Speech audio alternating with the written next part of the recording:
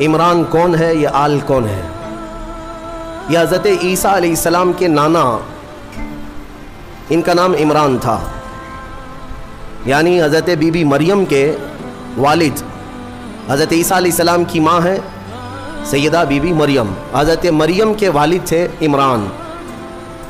ہوا یہ تھا کہ عمران اور ان کی بیوی حنہ یہ دونوں لا ولد تھے، اولاد نہیں تھی کافی سالوں تک، یہاں تک کہ ان کا بڑھاپا آ گیا، ان کو اولاد نہیں تھی۔ کس کو؟ عمران اور حنہ کو۔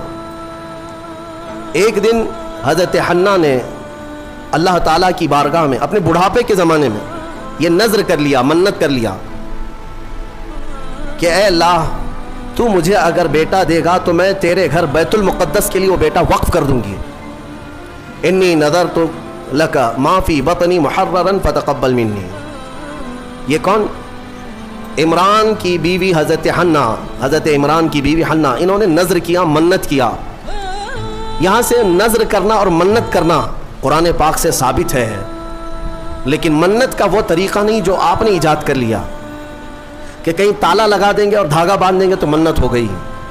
منت تو اللہ تعالیٰ کی بارگاہ سے ہے، نذر شرعی۔ ہاں، اولیاء کاملین کے دربار میں بھی ہم عہد کرتے ہیں، کیونکہ اولیاء کو اللہ تعالیٰ نے تصرف عطا کیا ہے، وہ سفارش کرتے ہیں اللہ کی بارگاہ میں۔ تو نذر جو شرعی ہے وہ قرآن سے جو ثابت ہے وہ یہ ہے کہ اللہ کی بارگاہ میں یوں نیت کر سکیں آپ، یوں نذر کر سکتے ہیں آپ کہ اے مولا اگر مجھے اولاد ہو گئی تو میں مسجد بنا دوں گا، یا مسجد کے لیے فلاں چیز وقف کر دوں گا، یا ایک قرآن پاک مکمل تلاوت کروں گا، یا 10 روزے رکھوں گا، یا 10 مسکینوں کو کھانا کھلاؤں گا۔ یہ ہوتی ہے منت کے طریقے۔ آپ تو شارٹ کٹ ڈھونڈتے ہیں نا، آسان چاہیے۔ منت ایسی کرو خالی دھاگا باندھ دوں گا یا چادر چڑھا دوں گا جس میں محنت کچھ نہ لگے۔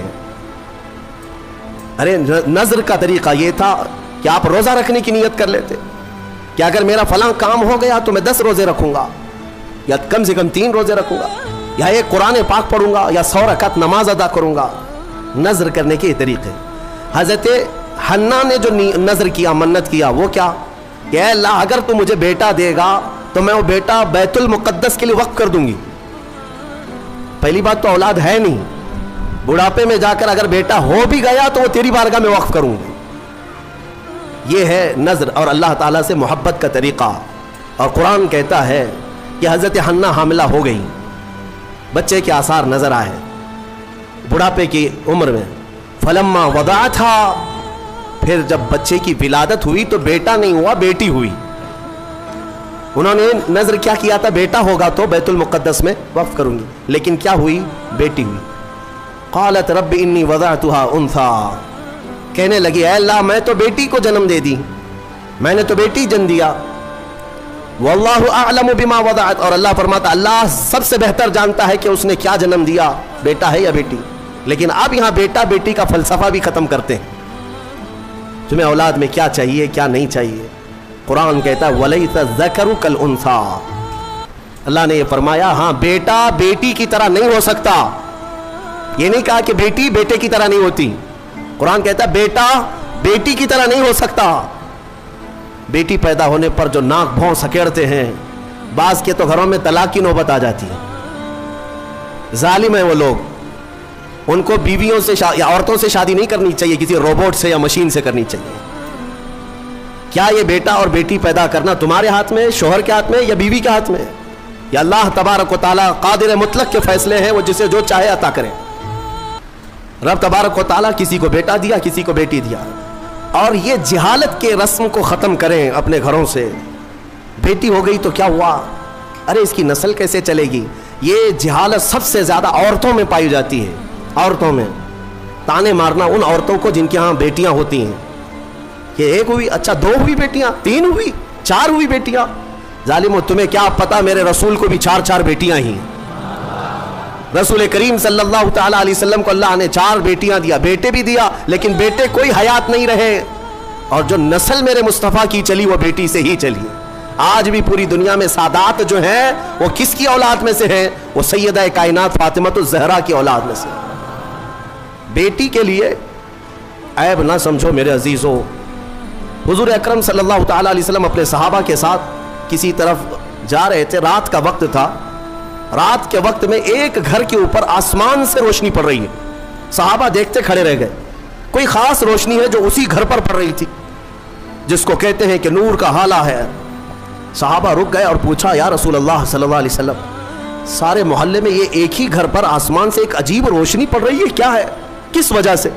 نبی پاک صلی اللہ تعالیٰ علیہ وسلم نے فرمایا, جاؤ اس گھر سے معلوم کرو, اس گھر میں دو چیزوں میں سے ایک ہوگی, یا تو وہ لوگ کسی یتیم بچے کی پرورش کر رہے ہوں گے, یا آج ہی ان کے گھر میں بیٹی کی پیدائش ہوئی ہوگی. صحابہ کہتے ہیں ہم گھر گئے, وہی روشنی والے گھر, جا کر کے پوچھا, آج تمہارے گھر میں کوئی نئی خبر ہے؟ تو گھر والوں نے کہا, اللہ نے آج ہمیں بیٹی عطا کیا. میرے عزیزو, ہمارے ہاں پہلے پرانے لوگ کہا کرتے تھے, پہلی بیٹی گھی کی روٹی اور برکت والی ہوتی ہے.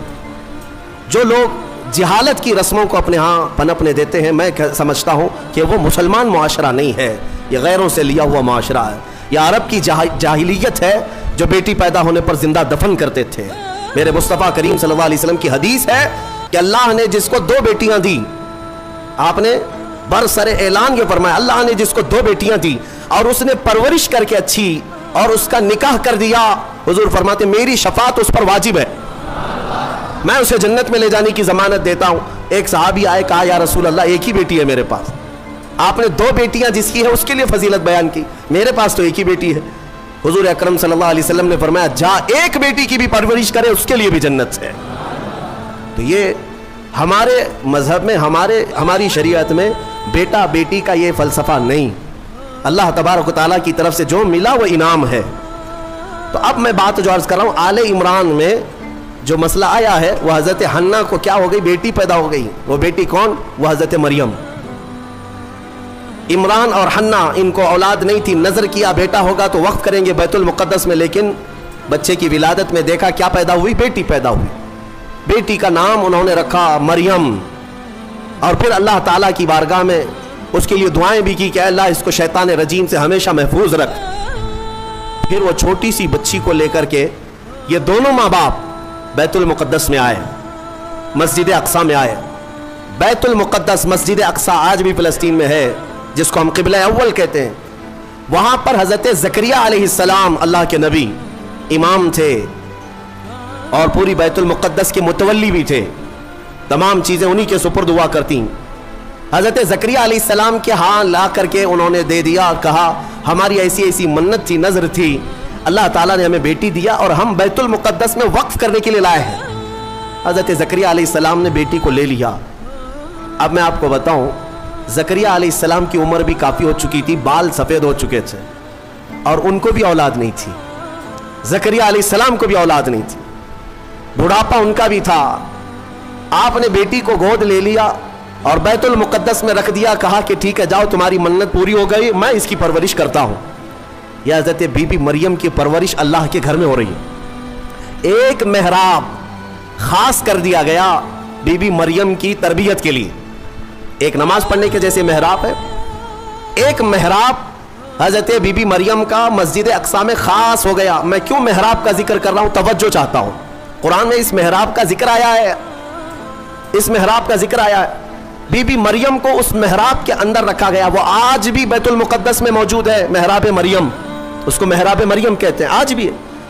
وہاں پرورش کے لیے رکھا گیا. ارے دودھ پیتی بچی, اور اس کے بعد جب بڑھنے لگی تو کئی دن تک آپ نے پرورش فرمائی, 1-2 سال تک. تو 2 سال کے قریب غالباً ان کی عمر تھی حضرت بی بی مریم کی. اب قرآن کہتا ہے کلما دخل علیہا زکریا المحراب وجد عندہا رزقا. جب جب حضرت زکریا مریم کے محراب میں جاتے تو الگ الگ قسم کے پھل وہاں پر دیکھتے تھے. بے موسم کا پھل, آم کا سیزن نہیں, آم موجود ہے, انگور کا موسم نہیں, انگور موجود ہے, بغیر موسم کے بھی وہاں پھل موجود ہوتے تھے, قسم قسم کا رزق وہاں ہوتا تھا. حضرت زکریا علیہ السلام حیران ہو کر پوچھتے ہیں, قال یا مریم انا لکی ھذا, اے مریم یہ سب تیرے پاس کہاں سے آتا ہے؟ قالت, حضرت سیدہ مریم نے کہا, ان اللہ یرزق من یشاء بغیر حساب. قالت هو من عند اللہ, وہ کہتی یہ سب اللہ کی طرف سے ہے, اللہ جسے چاہتا ہے بے حساب رزق دیتا. بات ہو گئی حضرت بی بی مریم کو. اب جو نکتہ مجھے بتانا ہے, توجہ چاہتا ہوں, تفسیر سننے کا اسی میں لطف ہے. کہ تفسیر سننے کے بعد آپ کا عقیدہ بھی مضبوط ہو جائے, ایمان میں اضافہ بھی ہو جائے, اور یہ پتا چلے کہ سنیو تم حق جماعت پر ہو. قرآن پاک کی تفسیر سننے کے بعد یہ یقین بھی تو تمہیں ہو جانا چاہیے. بی بی مریم کہتی ہے یہ اللہ کی طرف سے ہے, رزق آتا ہے. حضرت زکریا نے دیکھا کہ بی بی مریم کو چھوٹی عمر میں اللہ غیب سے رزق دیتا ہے. اب کیا کیا حضرت زکریا, جو خود مسجد کے امام ہیں, اللہ کے نبی ہیں, سب کو پتا ہے حضرت زکریا علیہ السلام اللہ کے نبی ہیں, عمر دراز ہو چکی, لوگوں کو عبادت وہ کراتے تھے, اللہ تبارک و تعالیٰ کی طرف انسانوں کو وہ بلاتے تھے. لیکن بی بی مریم کو دیکھنے کے بعد انہیں بھی اولاد کی خواہش ہو گئی, انہیں بھی اولاد کی خواہش ہو گئی. ہوتا ہے ایسے کہ کئی سال تک بچے نہ ہوں تو آدمی کمپرومائز کر لے کہ چلو اب تو نہیں ہونا ہے, لیکن کبھی بڑھاپے میں جانے کے بعد پھر خواہش پیدا ہو جائے, یہ تو صرف نبیوں کی شان ہے. حضرت زکریا علیہ السلام کی خواہش ہوئی کہ کاش مجھے بھی اولاد ہوتی. تو کیا کیا حضرت زکریا علیہ السلام نے؟ مسجد اقصی بیت المقدس کے امام, قرآن کہتا ہے ہنالک دعا زکریا ربہ قال رب هب لي من لدنك ذرية طیبہ انك سمیع الدعاء. حضرت زکریا علیہ السلام کے بارے میں قرآن کہتا ہے حضرت زکریا علیہ السلام بی بی مریم جہاں بیٹھتی تھی اس محراب میں آ کر کھڑے ہوئے, اور اس محراب میں کھڑے ہو کر دعا کرتے, اے اللہ مجھے بھی نیک اولاد تو عطا کر دے. تو ہر ایک کی دعا سننے والا ہے. فنادته الملائکۃ وهو قائم یصلی فی المحراب ان اللہ یبشرک بیحییٰ. قرآن کہتا ہے حضرت زکریا علیہ السلام ابھی اسی محراب میں کھڑے ہو کر دعا کر ہی رہے تھے. اللہ نے فرشتے کو بھیجا, جاؤ زکریا کی دعا قبول ہے, انہیں بیٹا ہی نہیں نبی کی شکل میں یحییٰ علیہ السلام دیا جائے گا. صرف بیٹا ہی نہیں, یحییٰ بیٹا دے دیا گیا. ٹھیک ہے, دعا قبول فوراً. اور حضرت زکریا علیہ السلام کا بھی بڑھاپا ہے, بال سفید ہے, انہوں نے خود بیان کیا ہے, ان کی باتیں بھی قرآن پاک میں آئی ہیں کہ آپ نے یہ کہا ہے کہ اب میں بوڑھا ہو گیا, بال میرے سفید ہو گئے. سورہ مریم کی آیتوں میں ہے.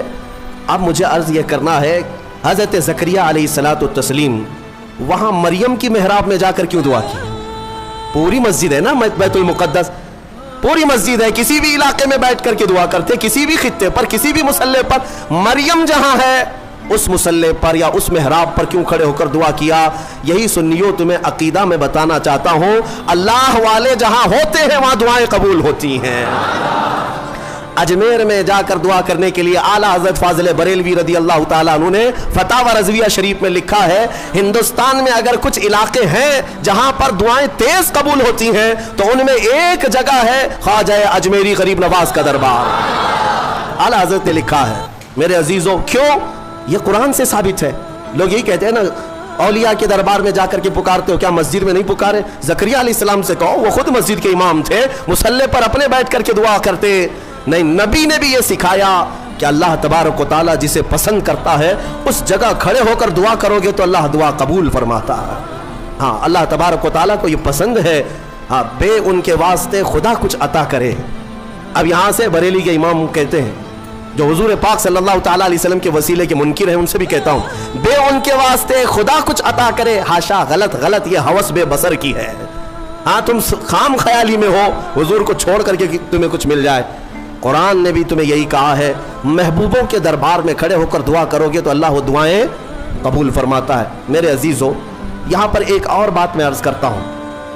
ابھی یہ تفسیر آئی نہیں ہے لیکن وقت سے پہلے میں موضوع سے متعلق ہے اس لیے عرض کرتا ہوں.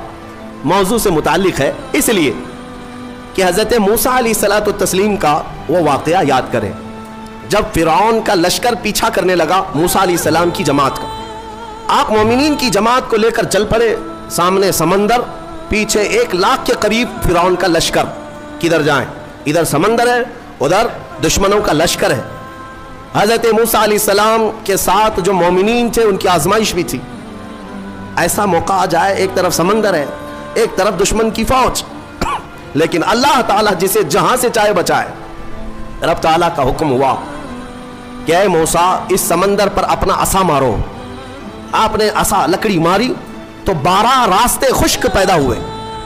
موسیٰ علیہ السلام کا جو قبیلہ تھا, یعنی آپ کی جو جماعت تھی مومنین کی, وہ 12 خاندانوں میں تھی, تو سب کے لیے ایک ایک راستہ سمندر میں بن گیا. سب اس راستے سے چلنے لگے. سمندر کے دوسرے کنارے وہ پہنچ گئے. فرعون نے دیکھا راستہ کھلا ہوا ہے, ہم بھی چلتے ہیں. فرعون موسیٰ علیہ السلام کے یہ کھلے ہوئے راستوں کے درمیان آ گیا. بیچ سمندر میں فرعون کی فوج پہنچی تھی, سمندر کو واپس ملا دیا گیا. فغشیہم من الیم ما غشیہم, قرآن کہتا ہم نے ڈھانک دیا سمندر کو جیسے ڈھانکنا ہے, تو غرق ہو گئے ہمیشہ کے لیے. فرعون ختم ہو گیا, برباد ہوا. موسیٰ علیہ السلام اپنے ایمان والوں کو لے کر دوسرے کنارے پر آئے. جو بات عرض کرنا ہے اس کے لیے مجھے تھوڑی تفصیل بتانی پڑ رہی ہے, پورا ذہن میں آ جائے آپ کی. دوسرے کنارے آئے, موسیٰ علیہ السلام نے شکرانہ ادا کیا. یہ عاشورہ کا دن تھا. پھر آپ کوہ طور پر چلے گئے موسیٰ علیہ السلام, جب آپ پر تورات نازل ہو رہی تھی. حضرت موسیٰ علیہ السلام 40 دن کے لیے گئے تو ہوا کیا, ان کی قوم میں سامری نام کا ایک شخص تھا جو موسیٰ علیہ السلام کے خاندان کا تھا. اس نے کیا کیا, سارے لوگوں کے پاس جو جو سونا چاندی تھا سب اکٹھا کیا, اس کو پگھلایا, میلٹ کیا, اور اس سے ایک بچڑا بنایا. گائے کا بچڑا بنایا, اور اس کے بعد اس کی کلا کیا تھی یہی بتانا مجھے ہے. اس بچڑے کو بولنے کے قابل بنا دیا. میاں سونا اور چاندی کا وہ بچڑا بولتا تھا. اندازہ کرو, یہ سیل اور بیٹری کا زمانہ نہیں ہے کہ آج کے کھلونے جیسے بولتے ہیں, آپ کو تعجب نہیں ہوگا.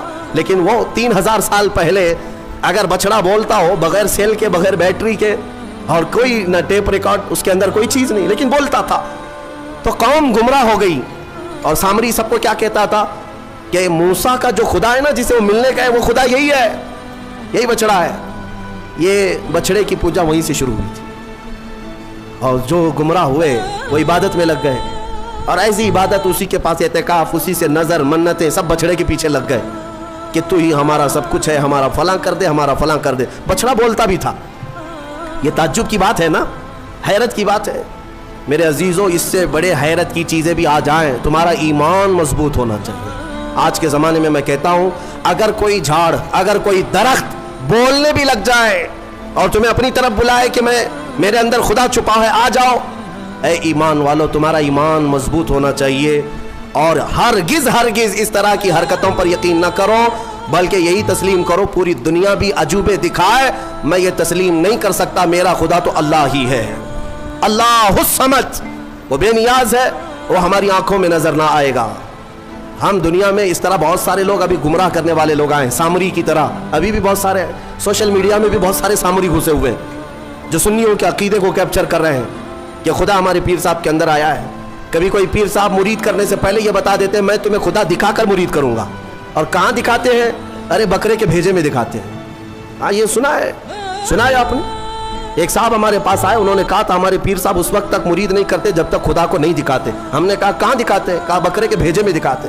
کیوں؟ پیر صاحب کا فیوریٹ ہے یہ بھیجا. بھیجے میں, یہ مجھے فلسفہ نہیں سمجھ میں آیا, بھیجے میں کیوں دکھایا جاتا ہے؟ نعوذ باللہ من ذالک, نعوذ باللہ. رسول کریم صلی اللہ تعالی علیہ وسلم کے علاوہ دنیا میں کسی نے یہ دعویٰ نہیں کیا کہ میں نے اپنی کھلی آنکھوں سے اللہ کو دیکھا ہے. کسی نے یہ دعویٰ نہیں کیا. عالم خواب میں, عالم وجد میں اگر اللہ نے اپنی تجلیات کسی ولی کو دکھایا تو اس کا ہم انکار نہیں کرتے. لیکن یہ جو حرکتیں ہیں یہ گمراہی ہے میرے عزیز, یہ گمراہی ہے. تو سامری نے یہ کام کیا. بات طویل ہو جا رہی ہے, جو بات کہنی تھی مجھے وہ بہت قریب میں لے آتا ہوں. سب پوجا پاٹ میں لگ گئے, عبادت میں لگ گئے, اللہ کی عبادت سے دور بچڑے کی عبادت میں لگ گئے. موسیٰ علیہ السلام جب واپس آئے تو دیکھا ان کی قوم گمراہ ہو چکی ہے. 40 دن کا جو گیپ تھا نا, یہ قوم کو گمراہ کر گیا. اسی لیے بزرگوں نے فرمایا کہ جو عالم دین ہے یا مبلغ اسلام ہے وہ اپنی قوم سے زیادہ دور نہ رہا کرے. قوم کے اندر ہمیشہ نصیحت کرنے والا ہونا چاہیے, ورنہ گمراہ ہو جائے گی. موسیٰ علیہ السلام کی قوم جب گمراہ ہوئی تو موسیٰ علیہ السلام جلال میں آئے اور حکم تو ان کے لیے بہت سخت نازل ہوا جو بچڑے کی پوجا میں لگے. سامری کو پکڑا موسیٰ علیہ السلام, کہا یہ بتا تو نے یہ کیا کیسے؟ بات جو کہنی ہے وہ یہی ہے. کہا تو نے یہ کیسے کیا؟ سب کا سونا چاندی میلٹ کیا, بنایا بچڑا ٹھیک ہے, لیکن یہ بولنے کے قابل کیسے کیا؟ اب سامری کا جواب سنیں. سامری کہتا ہے قال بصرت بما لم يبصروا به فقبضت قبضة من اثر الرسول فنبذتها وكذلك سولت لي نفسي. کہتا ہے جب آپ سمندر کے راستے میں چل رہے تھے نا, موسیٰ علیہ السلام چل رہے تھے, سامری کہتا ہے میں نے ایک چیز دیکھی جو لوگوں نے نہیں دیکھا. میں نے دیکھا दूसरे लोगों ने नहीं देखा। कहा क्या देखा तूने? कहा आपके घोड़े की नकील पकड़कर सामने एक फरिश्ता चल रहा था। हजरत मूसा अलैहिस्सलाम ने कहा हाँ वो जिब्राइल अलैहिस्सलाम थे। जिब्राइल अलैहिस्सलाम आए थे जब रास्ता उबूर कर रहे थे। तो सामरी कहता है मैं देख रहा था आपके आगे आगे एक फरिश्ता चल रहा था। तो मूसा अलैहिस्सलाम ने कहा तो फिर क्या किया? वो कहता है वो फरिश्ता जैसे जैसे चलता जा रहा था मैं उसके पैरों के नीचे की मिट्टी उठा रहा था। जिब्रील अलैहिस्सलाम के पैरों के नीचे की मिट्टी उठाता रहा और वो मैंने जमा कर लिया जितनी मिट्टी मुझे मिली। और जब किनारे पर आए और आप गए थे कोहे तूर, मैंने इस बछड़े को बना करके उसके मुंह के अंदर ये मिट्टी डाल दी तो बोलने के काबिल हुआ। वह कज़ालिक सव्वलत ली नफ्सी, वो कहता है ऐसे मेरे ये काम बन गया, उस मिट्टी का ही असर है। अल्लाह अल्लाह, ऐ सुन्नियों मैं यही कहना चाहता हूँ, जिब्रील अलैहिस्सलाम के पैरों के नीचे की मिट्टी अगर बेजुबान बछड़े को बोलने के काबिल बनाए तो जो जिब्राइल अपना माथा रसूल अक़दस के तलवों पर मस करे, उस रसूल पाक के कदमों के धूल का हाल क्या होगा। खाई कुरान खाके गुजर की कसम, उस कफे पाक की हुर्मत पे लाखों सलाम।